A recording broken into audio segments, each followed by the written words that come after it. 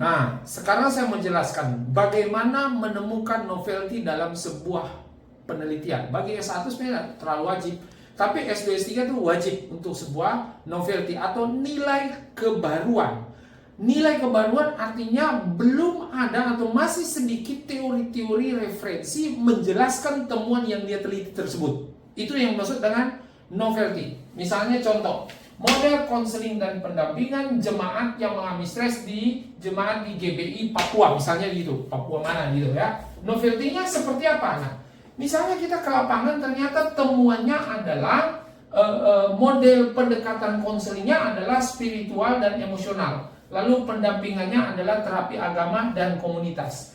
Di pembahasan hasil penelitian, dia jelasin dong menggunakan teori yang ada di bab 2. Sekali lagi, tidak boleh di luar bab 2. Teori bab 2 harus menjadi teori penjelas atau pisau analisis terhadap temuan hasil penelitian yang dituangkan di pembahasan hasil penelitian.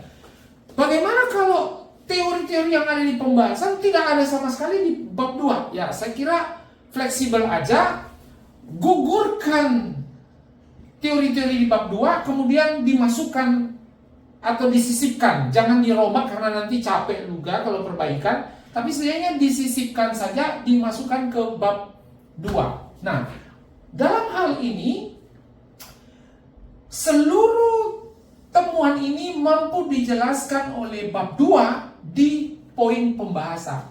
Nah, pertanyaannya, novelty-nya di mana?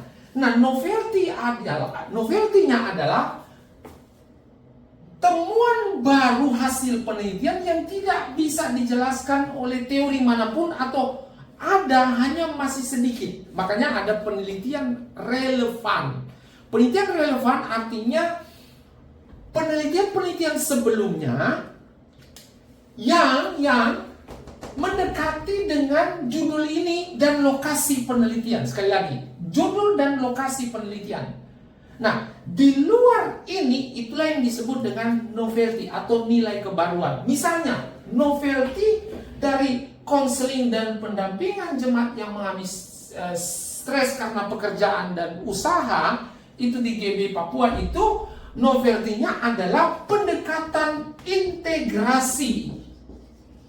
Ternyata pendekatan integrasi berbasis konseling dan pendampingan dilakukan secara simultan, ditemukan di Papua, dan itu ternyata menekan angka stres dan terhadap mereka yang mengalami dalam bidang usaha pekerjaan dan juga sebagai pengusaha.